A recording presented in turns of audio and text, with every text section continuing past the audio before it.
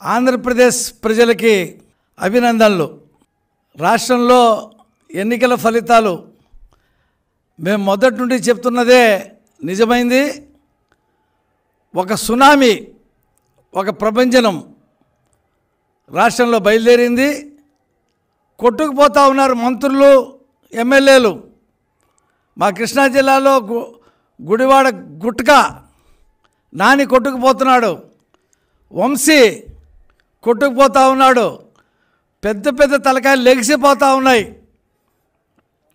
చంద్రన్న పాలన కావాలని, జగన్మోహన్ రెడ్డి అరాచకానికి, జగన్మోహన్ రెడ్డి దోపిడీకి, జగన్మోహన్ రెడ్డి చేస్తున్నటువంటి అవినీతికి, దౌర్జన్యాలకి ఈరోజు రాష్ట్రంలో ప్రజలు పెద్ద ఎత్తున ఆ రోజు 13వ తారీఖు నాడు సునామీలా ఓటేశారు. ఇవాళ ఫలితాలు వస్తూ ఉన్నాయి. ముఖ్యమంత్రి ఒకడు బిక్కుబిక్కుమంటూ గెలిచేలా ఉన్నాడు. మిగతా మంత్రులు పెద్ద పెద్ద తలకాయలు, పెద్దిరెడ్డి రామచంద్రారెడ్డి లాంటి వాళ్ళే వెనకంజలో ఉన్నారు, మట్టి కరుస్తూ ఉన్నారు. చంద్రన్నతో పెట్టుకోవద్దని చెప్పాం మేము మొదటి నుంచి. ప్రజల్ని వంచి ఒక్క ఛాన్స్ అని చెప్పి అధికారంలోకి వచ్చి అన్ని వర్గాల ప్రజల్ని మోసం చేశాడు జగన్మోహన్ రెడ్డి. దాని ఫలితమే ఇవాళ ఈ విజయం. తెలుగుదేశం పార్టీ ప్రజల పక్షాన్ని నిలబడింది, పోరాడింది, ఎంతోమంది కార్యకర్తలు పోగొట్టుకుంది. రోడ్డు మీద మెడ కోసి చంద్రయ్యని హత్య చేశారు.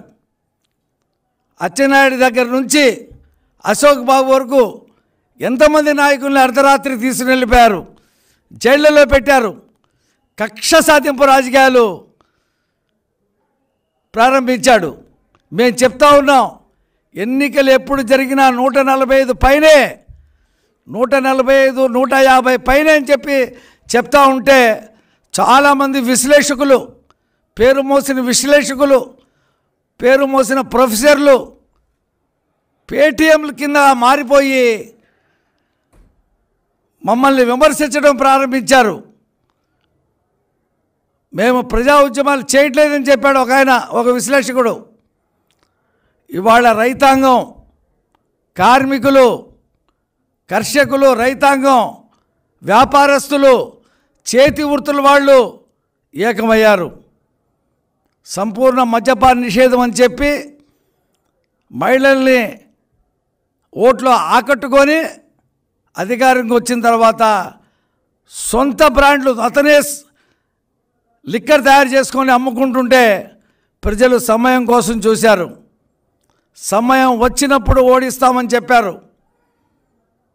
అదే జరుగుతూ ఉంది. ప్రతిపక్ష నాయకుడి హోదా కూడా జగన్మోహన్ రెడ్డికి వస్తుందో లేదో గ్యారంటీ, అలా ఉంది పరిస్థితి. ఒక్క 15 చోట్ల తప్పితే ఎక్కడ కూడా 3వ రౌండ్లో లీడింగ్లో లేడు. దోపిడే అండి. ఎక్కిన దగ్గర నుంచి ఇసుకలో దోపిడీ, మైనింగ్లో దోపిడీ, రకరకాలైనటువంటి దోపిడీ, లిక్కర్లో దోపిడీ రాజ్యం కొనసాగింది 5 సంవత్సరాలు. రాక్షస రాజ్యం కొనసాగింది. పోలీసులను చేతిలో పెట్టుకొని ప్రజల్ని అణిచివేయడానికి సిద్ధమయ్యాడు. ప్రపంచ చరిత్రలో ఏ నియంత కూడా కొన్ని రోజులు అతని మాట నెగ్గించుకుంటాడు తప్పితే ఆ తర్వాత ప్రజా ఆగ్రహానికి గుర్తు తప్పదు. పొరపాటు చేశాం, చంద్రన్నని ఓడించాం, ఇతని మాయ మాటలు నమ్మాం, రాష్ట్రం అధోగతి పాలైంది, పిల్లలకు ఉద్యోగాలు లేకుండా పోయినాయి, ప్రతి దాంట్లో అబద్ధం, ప్రతి దాంట్లో మోసం, పరిశ్రమలు లేకుండా పోయినాయి, కంపెనీలు పారిపోయినాయి ఈ రాష్ట్రం నుంచి అని చెప్తా ఉంటే ఆ తాడేపల్లి ప్యాలెస్లో కూర్చొని ఎంతసేపు సాయంత్రం సూర్యుడు అస్తమించడంతోనే ఎంత డబ్బు మన చేతికి వచ్చిందని చెప్పి లెక్కలేసుకున్నాడు తప్పితే ప్రజల్ని కలిసిన పాపాన పోలా ఈ ముఖ్యమంత్రి జగన్మోహన్ రెడ్డి. ఒక్క రోజు కూడా ప్రజల్ని వచ్చి కలిసింది లేదు. లక్షల కోట్ల రూపాయలు సంపాదించి డబ్బులతో గెలవాలని చెప్పేసి ఉన్నాడు. అక్రమాలు, మోసాలు, చివరికి పోస్టల్ బ్యాలెట్ విషయంలో కూడా మోసాలు చేశాడు.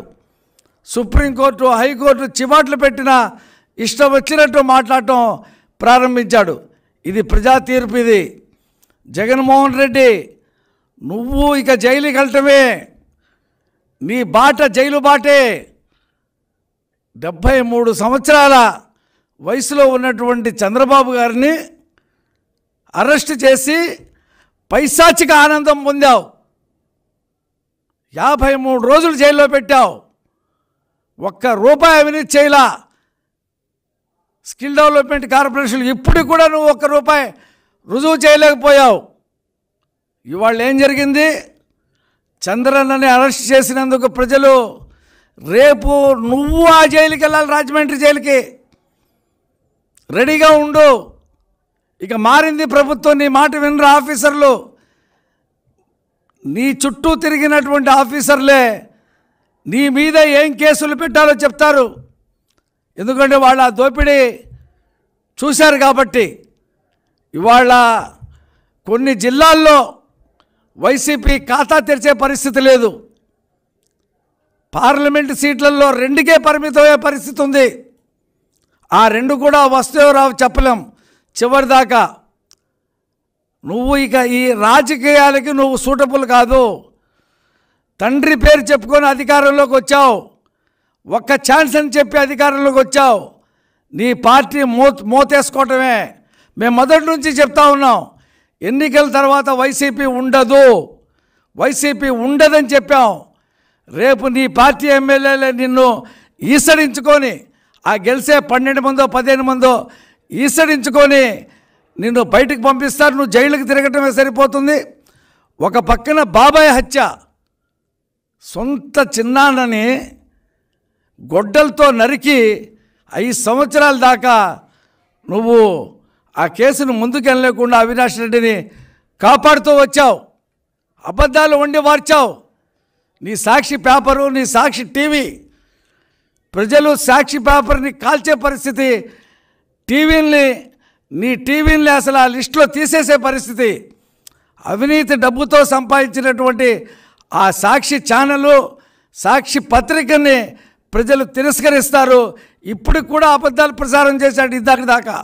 ఏదో వైసీపీ మెజార్టీలోకి వస్తుందని, టీడీపీ 2వ ప్లేస్లో ఉందని చెప్పాడు. ఇప్పుడు మాట మార్చేసి టీడీపీ ముందంజలో ఉందని చెప్పి రాయక తప్పట్లేదు. కాబట్టి జగన్మోహన్ రెడ్డి, నువ్వు చేసిన పాపాలు ఊరికే పోవు. ప్రజలు సమయం కోసం ఎదురు చూశారు. ఎన్నికలు ఎప్పుడు వస్తాయని చెప్పి ఎదురు చూశారు. మీ వాళ్ళు చెప్పారుగా, అర్ధరాత్రి దాకా ఆడవాళ్ళు క్యూ లైన్లో నుంచున్నారు. మేము ఇచ్చే పథకాలకి ఓట్లేశారు. అదే ఏం పథకాలయ్యా? ఈ చేత్తో ఇవ్వటం, ఈ చేత్తో తీసుకోవటం అని చెప్పాం. నీ పథకాలంతా మాయా. నువ్వు 8 సార్లు కరెంట్ ఛార్జీలు పెంచి 200 రూపాయల నుంచి 1000 రూపాయలకు కరెంట్ ఛార్జీలు వసూలు చేస్తూ ఉంటే ప్రజలు, మహిళలు పెద్ద ఎత్తున క్యూలో నుంచొని నీకు వ్యతిరేకంగా ఓటేశారు. రాత్రి 2:30 దాకా ఓట్లు పడింది నీకు కాదు, చంద్రన్న సీఎం కావాలని వేశారు. ఏ పొరపాటున నువ్వు మళ్ళీ ముఖ్యమంత్రి అయిపోతావేమో అని చెప్పి భయపడ్డారు ప్రజానీకం. దేశ విదేశాల నుంచి, ఇతర రాష్ట్రాల నుంచి వెల్లువలా పెళ్ళుబిక్కి ఈ రాష్ట్రంలో ప్రవాస భారతీయులు, ప్రవాస ఆంధ్రులు ఓట్లేశారు.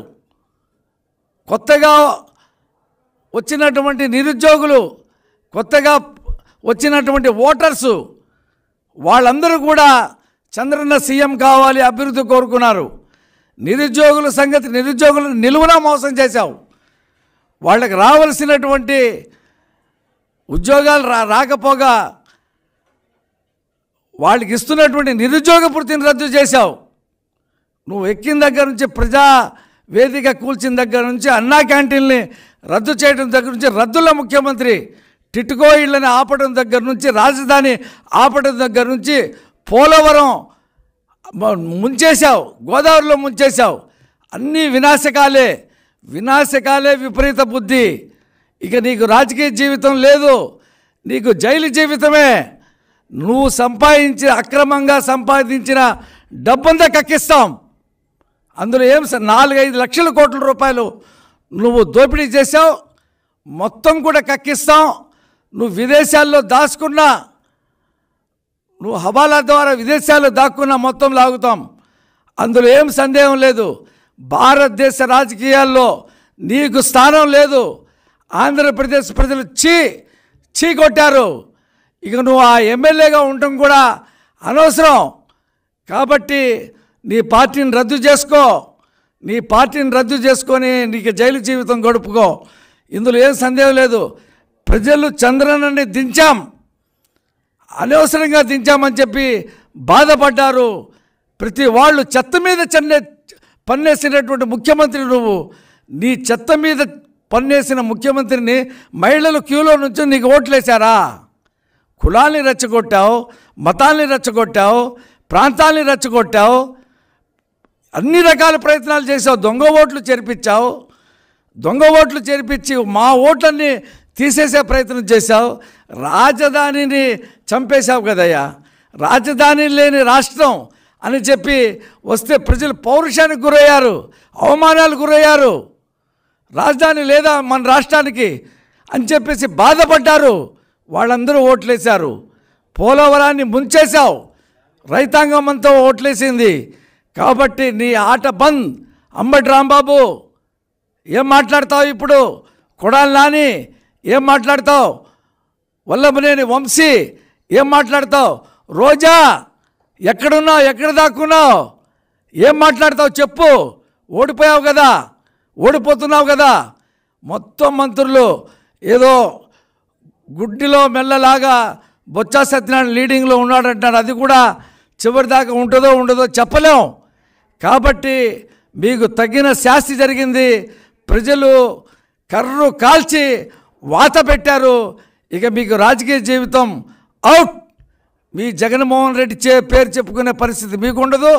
మీరు వాళ్ళ నెత్తి మీద చెంగేసుకొని ఎడవటం తప్పితే మీకు ఏమీ లేదు. 5 సంవత్సరాలు విర్రవీగిపోయారు. 5 సంవత్సరాలు పోలీసులు చేతిలో పెట్టుకొని ఎక్కడయ్యా ఆ సుధాకర్ని రోడ్డు మీద కట్టి ఈడ్చుకెళ్తుంటే ఏం చెప్పలేకపోయా ముఖ్యమంత్రి? అబ్దుల్ సలాం కుటుంబం రైలు కింద పడి చనిపోతే మాట్లాడలేదు నువ్వు. డ్రైవర్ సుబ్రహ్మణ్యాన్ని చంపి డోర్ డెలివరీ తీస్తే ఆ ఎమ్మెల్సీని అనంతబాబుని ఎమ్మటి పెట్టుకొని తిరిగితే దళితులు ఊరుకుంటారనుకున్నావా? ముస్లిం ప్రజానికం ఊరుకుంటుంది అనుకున్నావా? ముస్లింల మీద దాడి చేస్తూ వక్ఫ్ బోర్డు ఆస్తులు లాగేస్తూ ఈ రకంగా ఉంటే ముస్లిమ్స్ ఊరుకుంటారా? ముస్లిం లేదు, బీసీ లేదు, ఎస్టీ లేదు, అందరూ ఏకోన్ముఖంగా చంద్రన్న వెనక నిలబడ్డారు. చంద్రన్న విజయం ఇది చారిత్రాత్మకం, ఇది సునామీ. కాబట్టి జగన్మోహన్ రెడ్డి ఈ రకమైనటువంటి నువ్వు కేస్ స్టడీగా మిగిలిపోయావు భారతదేశ రాజకీయాల్లో. నీలా పరిపాలన చేసి ఏదో బటన్లు నొక్కితే ప్రజలు ఓటేస్తారని చెప్పేసి మొత్తం దోపిడీ వైపుకి వెళ్ళిపోయావు. నువ్వు అప్పుల కుప్పగా మార్చావు ఈ రాష్ట్రానికి రావాల్సినటువంటి హక్కుల్ని వదిలేసావు. తెలంగాణకి ధారాదత్తం చేశావు. మన ఆస్తుల్ని నువ్వు చేసింది 1 కాదు 2 కాదు 100 పాపాలు చేశావు. 100 పాపాలు చేసిన శిశుపాలుడికి ఏం గతి పట్టిందో ప్రజలు ప్రతి ఒక్కడూ శిశుపాలుడే నీ శిరస్సు ఛేదించారు. ఇక నువ్వు సిగ్గుతో తల ఉంచుకో. ఇంకా నువ్వు ఏదో మాట్లాడతావు. నా అక్కలారా, నా చెల్లెలారా, సొంత చెల్లెళ్ళకి న్యాయం చేయలేనివాడు, సొంత తల్లికి న్యాయం చేయలేనివాడివి. నా ఎస్సీలు, నా బీసీలు, నా మైనార్టీలు, నా ఎస్టీలు అని చెప్పి మాట్లాడావు. వాళ్ళందరికీ అన్యాయం చేశారు. వాళ్ళందరూ ఏకమై నువ్వు చెప్పిన ఎస్సీలు, ఎస్టీలు, బీసీలు, మైనార్టీలు, ఓసీలు, మహిళలు అందరూ ఏకమై నీ కోటని పడగొట్టేశారు. ఇక నువ్వు సిగ్గుతో తల ఉంచుకోవాలా? ఈ 5 సంవత్సరాలు చేసినటువంటి పాపాలకి ప్రజలకి క్షమార్పణ చెప్పాలి. నువ్వు నా పరిపాలన చాలా వరస్ట్గా ఉంది కాబట్టి ఈ తీర్పు ఇచ్చారని చెప్పేసి నువ్వు మాట్లాడాలా అని చెప్పేసి డిమాండ్ చేస్తూ ఇంతటితో విరమిస్తున్నాను.